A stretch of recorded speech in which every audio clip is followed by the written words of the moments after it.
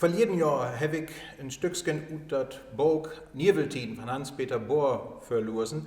Damals war das Motto von der Viertelstündchen platt, verquante Tiden. Düt Jahr ist das Motto einen nien Anfang und auch düt Jahr soll ich ein Stückchen ut Nierweltiden verlesen. So einen schönen Sommer ist denn von Fiefen fettig, können sich selbst die ältesten Buren in Roggendorp nicht denken. Licht und Wind und Regen dein sich mit Vernull abwässeln. Der Sonn stand alle Tage hauch über das grüne Münsterland und leiht de hielen Kämpe oplöchten. Auch der rauden Decker kam zu ihr Recht. Der Irnte gerott es in de besten Jahren.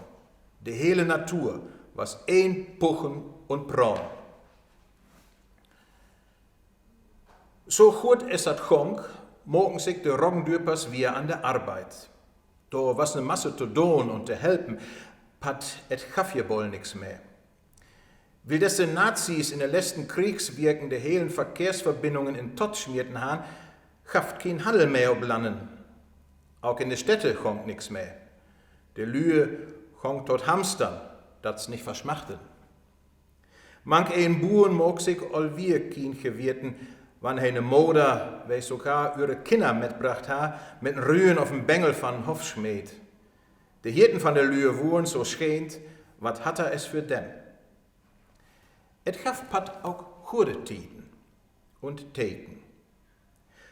Rückers Jans was es ersten von den Soldaten de wir. Wat Lühe menden se hän ein wittgeisig und schrau alto witten Sonntag an Huses sein, aber erst zu Pfingsten leiht er sich in Durb und in der Kirche sein. In Winter ha er sich wie das letzte Obbein von der Wehrmacht in der Ardennen eine Kurgel fangen. In Februar kam er für ein paar Tage Urlaub nach Roggendorp. An End muss er wie in Krieg und Rückers brachten ihn auch richtig noch in Bahnhof. In Dustern sprung er pat echter der Gladbirger Station, wie ähnlich bloß für Milchdüppen und Viehtransporte bestimmt was, ut den Zug und verstoppete sich bis ihn Freund Job Wittkamps in Strau. Der was al 42 verwundet zurückgekommen. 2 Monate bleef er da ob den Büren in sin Strau hoch und Wittkamps han Angst noch, wie des de Militärpolizei Rückers Öllernhus ob den Kopf stellt und überall sich befrocht ha. Rückers Uniform und Wehrpass han Wittkamps in Backs verbötet, bloß ihn Verwundeten schrien beholen. De Engländers und Amerikaners he damit Pflicht übertögen konnt. De kamen gut Dank bloß kurz tot kieken nur Rückers auf Wittkamps und mit hen was Jans den einzigsten Deserteur ut Roggendorp.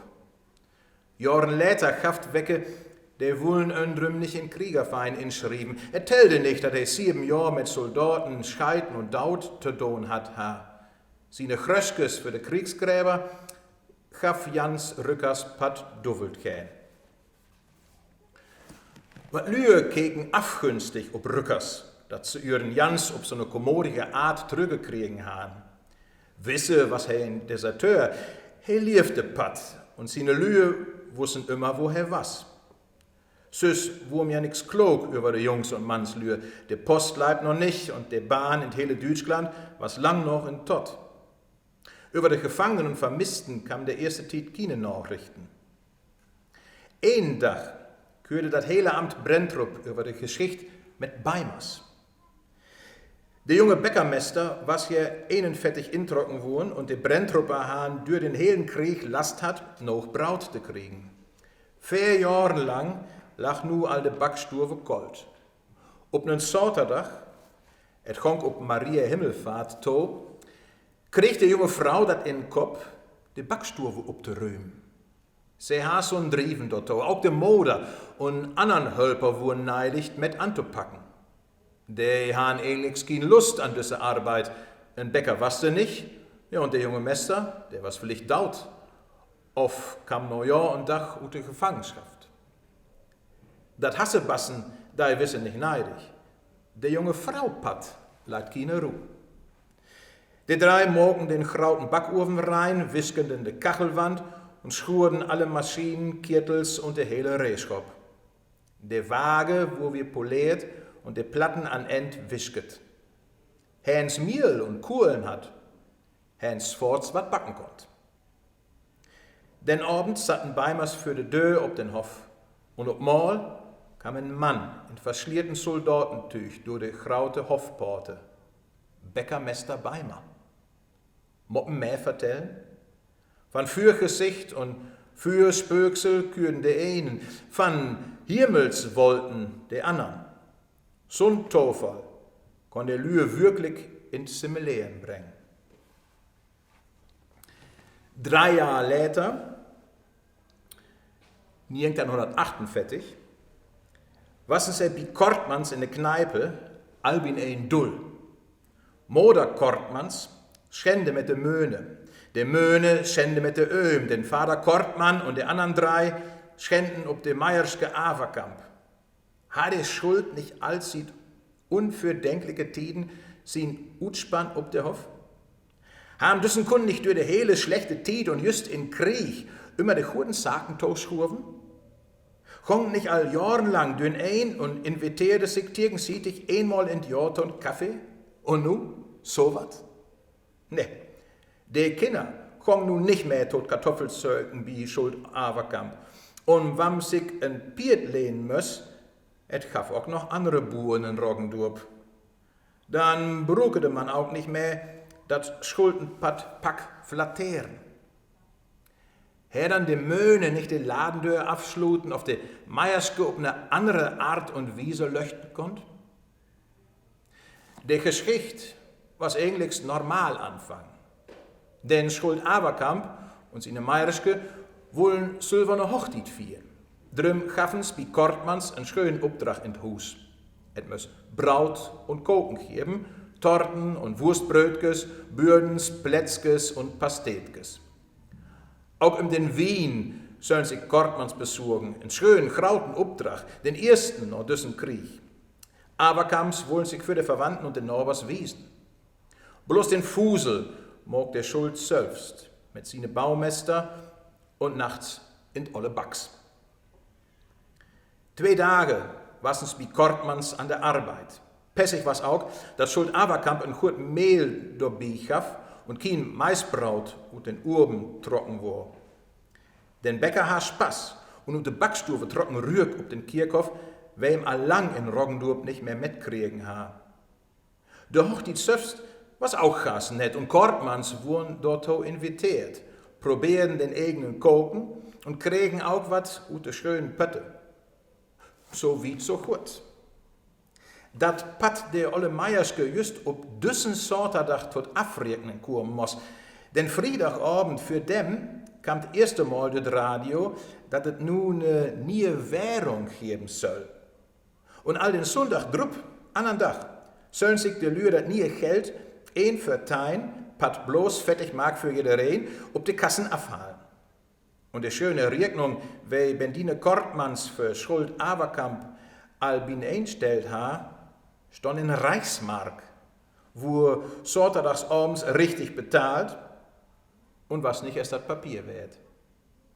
Kortmans wussten nu, dass den Dickbalg von Schuld Averkamp ob ihre Kosten de steudige Silberhochzeit viert ha. Der Freundschaft muss ein Ende ziehen. Wie der Burenkasse in Brentrup was den Dübel los. Den Rendanten und den Fürstand satten den helen Tag binein und keken to, dass sie die Sache gut präparieren dein. Dat nie Geld, düsse D-Mark, soll von ein auf den anderen Dach die Schwatthandelstäten und die Zigarettenwährung abschluten. Dat Geld haft Pat bloß für die Westzonen.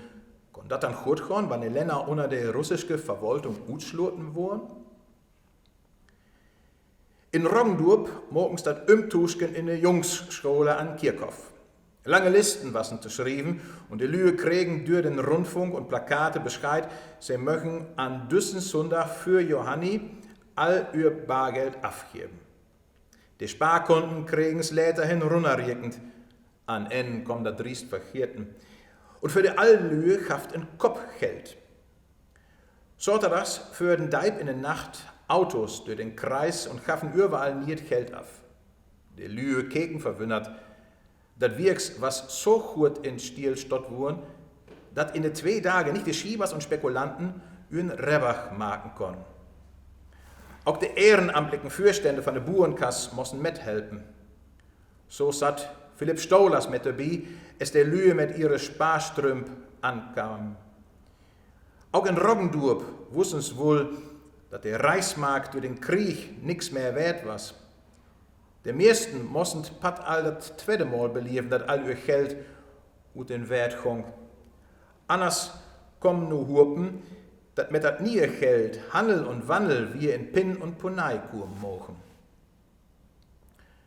Den hellen Tag stonden die Lühe in der Jungsschule und gaffen das Geld zurück an die Burenkasse.